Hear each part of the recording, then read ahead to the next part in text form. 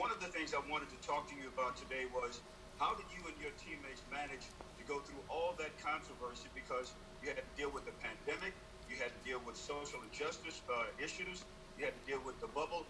How did you guys maintain your concentration with all of those negative things around you?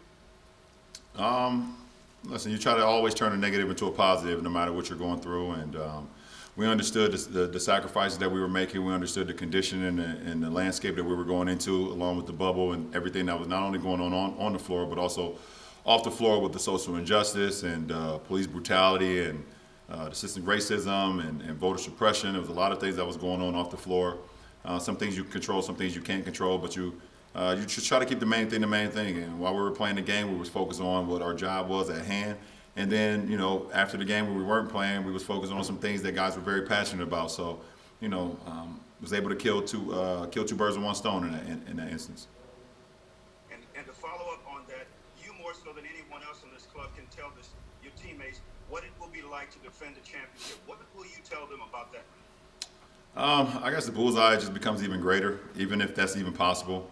One, for me personally, the bullseye has always been on my back or on my front since I entered the league. And then you add in the Laker name on top of that, the Lakers franchise, the bullseye has been on this franchise for a long time as well. So, understanding that everyone's going to come at us, everyone's going to, try to take away from us defending our title. But for me personally, last year we won the ring, we won a title, and this year is a new challenge.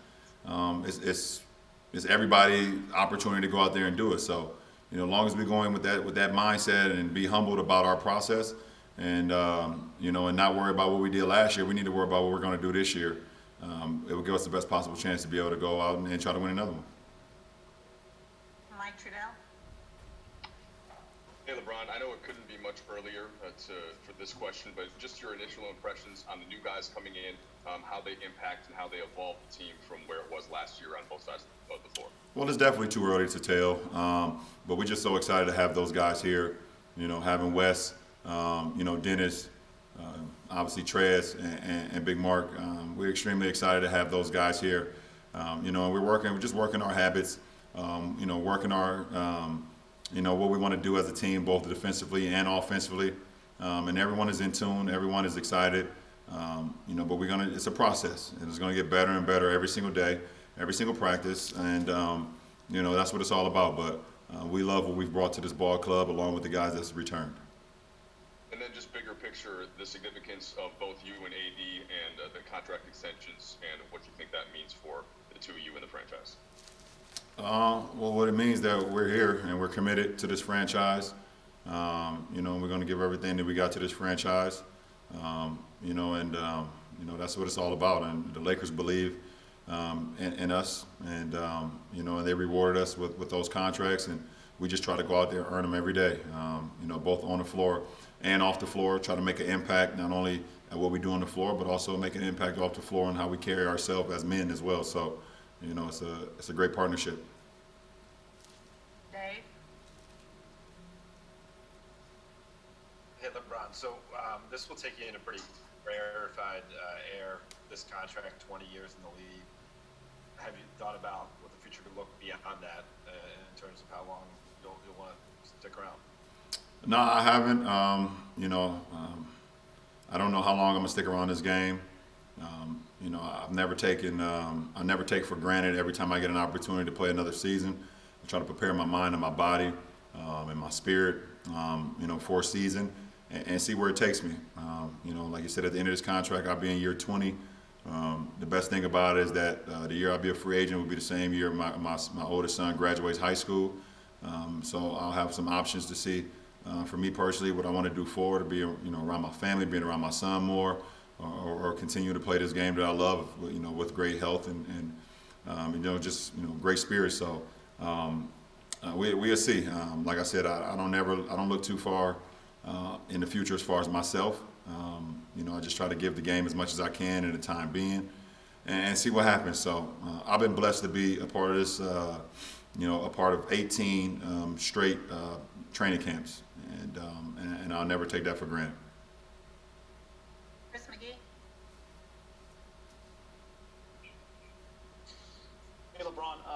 congratulations are in order of being the first athlete to ever be named 3-time Sports Illustrated Sports Person of the Year. I would assume that is an amazing honor, but considering where we are as a world, did this one have a little more special meaning to it?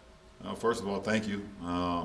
Definitely does. And you see the class that I was in, and the group that I was in, the men and women that I was a part of, understanding that, we're more than athletes, and, being able to go out there and not only perform at a high level in what we do as far as our profession, but also being able to change lives and create opportunities and empower people and inspire people off the floor, not only in our communities, but all over the world. So it means a lot, to be a part of that group and, like you said, to be the first ever 3-time winner of this award. Very humbled. It means a lot to my family and my friends and, my kids at my foundation and my school back home and my city of Akron, where I come from. It's a great time. And wifey. Hey, LeBron. What was your first reaction when you heard December 22nd for a season, and how did that change kind of your off-season plans from that point forward? I was like, wow. Oh, and I said, oh. Just being completely honest, I wasn't expecting that because early conversations were going on that I was hearing that there would be kind of a mid-January start, and the training camp will kind of start after Christmas. We'd have an opportunity to spend Christmas with our families, so I had already planned a vacation with my family for us to go somewhere, which I haven't been able to do, obviously, since I've been in the league. And, so I had to switch up a lot of things.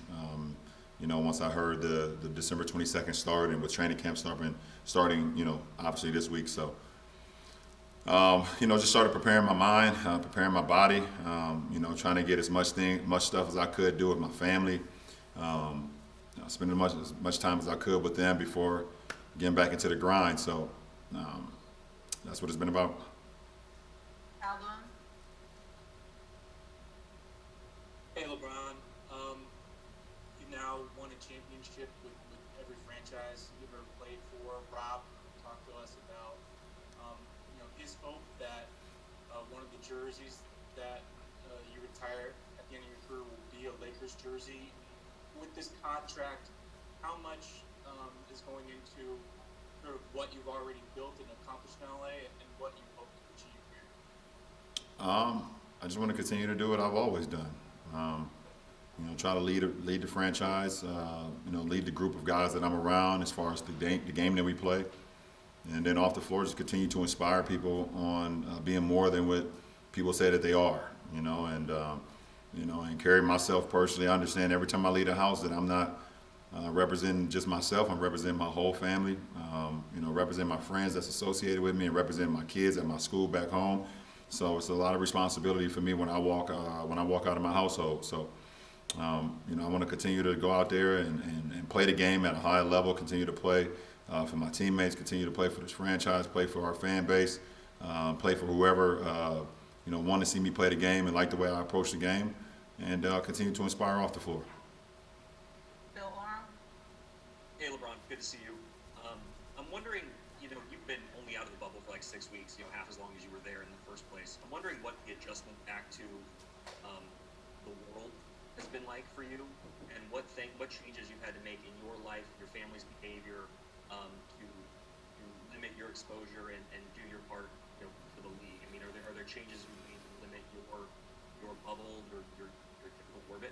Yeah, I mean, you just have to. I mean, we listen to the experts on what's going on with the climate, as far as COVID, and keep your family in the mask when we leave the house or whatever the case may be, and be cautious of where we travel to. Be cautious who we're around. Right now you just try to do everything that you can to protect your family, and hopefully you can stay safe and stay healthy. Obviously, that's the most important thing than anything. So that's what it's been all about. I mean, obviously, we are all hoping that the world gets back to normal at some point, so we can get back to kind of some normalcy. With our kids being back in school, our kids miss being in school. They're sick and tired of doing these Zoom classes. They love being around their other classmates. They love, being in classrooms and having fun, and I understand that too. So hopefully we can get back to that soon. But much appreciation, much respect to the teachers that's holding these classes, Monday through Friday. They're doing a hell of a job. So much respect to that. But we'll see what happens. But for me, nothing has changed. Pretty much I've always been, protector of my family, and no matter what, no matter if it was, COVID going around or just how we live on a day-to-day basis. Mark Medina. Hey, LeBron, good to see you, and congratulations on your extension and all your accomplishments. You've said a lot of times of the adjustment and struggle with playing games without fans. I was wondering, because of the bubble experience, how more equipped are you to be able to adjust to that, or is that still kind of an ongoing struggle you think you'll continue to have? No, it would never be something that I'll be fully comfortable with or accustomed with. I got too many years of playing the game or playing sports in general with fans. So I would never want to get fully committed to that or fully comfortable with that, because I believe at some point we will get back to it. Hopefully, I'm still playing, and hopefully I'm still in uniform. That's the hope, obviously, and I believe it will happen sooner than later. So, but I have the ability to go out there and channel, my focus, understand that I could get to that point of where knowing there's no fans there, but it would never be something that's comfortable or something that I could be accustomed to or something that will feel regular, because I've played so many years throughout my life since I was, I guess, 8 years or 9 years old when I first started playing organized sports where fans were there, and it's just all a part of it. Fans is a part of this game, is a part of sports. You could just look at some of the greatest sporting events ever of a course of time, and obviously you can see the impact that fans make. So they're truly missed from every sport that goes on in the world. Just take a few more here. BT. What's up, Brian? What's up, B? Appreciate you. Things are good. How do you think your more than a vote worked out in this event and next for the organization? I think it worked out great. We was able to set out a plan and then execute that, and it was about basically educating and empowering people in their communities to get out there and exercise their right to vote. Understand their exercise, understand that their right to vote, how important it is, to vote, not only to change what's going on in America, but also change what's going on in some of their own communities. So, with the help of a lot of people, a lot of athletes, a lot of entertainers, a lot of local people that go around in their own communities that's making change, we was able to have some success. I mean, you look at the numbers through the election; it was the most turnout ever in election history of people who got out there and voted. And one thing about us, we didn't tell you who to go vote for. We didn't pick one side versus the other side. We just wanted to educate you and enlighten you and empower you and let you know, how important your right is. And this is your right, because so many people lay their lives on the line to have this right. And and then growing up in a black community, a lot of people don't understand or don't feel, I don't want to say understand, they don't feel like their vote counts or them voting like it actually matters. But it does, and we saw it in the November election, of how many people turned out and the change that was able to create. And we want to continue to do things. We're looking at the race that's going on in Georgia coming up, in January. So we're trying to see how well we can continue to help down there, because it's a big moment down there. And then going forward, seeing other opportunities where we can help create change for the better of good for all of us, not just people that's involved in more than a vote. All right, three more here. Alan Slewa. Hey, LeBron. Anthony Davis was obviously so great last season. I just want to get your thoughts on some of your expectations for him this upcoming year, and how you think he even steps up his game even more from what he's already accomplished. I don't have any expectations for Anthony Davis. I mean, listen, I know what he's about. I know what he's capable of, and I know what he brings to the game. He's special. He's one of the best players in the world, and his talent is what he's able to do at his size. There's just not many people in the world that's ever been able to do that in this sport, period. So, but I don't have any expectations on him. He's going to go out and be himself, and he's going to do things not only that we've seen before, it's going to be some things that we haven't seen before, but it's going to be on both sides of the floor. So, but there's no expectations for me. Bill Plaschke? Yeah, LeBron, you've never been a big fan of load management, but isn't this year different? Don't you need to conserve it with a shortened off season? Don't you need to conserve yourself more this year? I've always listened to my coaches. We had the same thing last year when the coaching staff got here. You know, we're going to be as smart as we can be on not, making sure that my body and making sure that I'm ready to go. Obviously, every game matters, but we're competing for something that's high. So we don't ever want to shortchange our stuff, and it's for me personally. It's always a fine line with me, but I understand that with the shortened season. I mean, I think it was 71 days that the off season is going to be the shortest off season for any sport ever, any professional sports ever. So you're going to be very conscientious about what we do going forward, as far as me personally. Last question, Melissa Rowland. Hey, LeBron, you talked about just sort of your reaction when you first found out how short your off season was going to be. Now that you've had some time to let it set in, how are you feeling both physically and mentally right now? Physically, that's gonna. I mean, right now I'm sore as hell. We day 2 of training camp, so that's been my whole career, pretty much except probably like year 1 and year 2 when I was 18 and 19. Super sore, but nothing. I don't have anything that's stopping me from being on the floor, doing 5-on-5, doing 4-on-4, doing any drills, things of that nature. So good in that sense. And then from mentally, I'm great. I'm healthy. My family's healthy. I'm great mentally. So I'm in a really good place in my life. So I'm solid. Jay, will you just take one more for Chris McGee, please? Yeah. Thank Thanks, LeBron.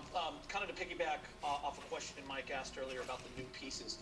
Considering you guys just basically won this championship, it seems like yesterday, mid-October, can new pieces help a title team, and just in terms of practices and the focus early on, especially guys that are thirsty for a title? And I know Mark's won one, but it's been a couple years. I mean, just adding guys that just play the game the right way and that's hungry to be, hungry to want to, win and win at the highest level.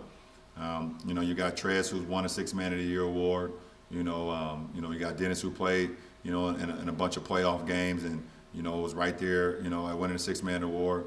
You got Wes, who's been on some teams, who's went deep into the playoffs with Milwaukee or with Dallas and things of that nature.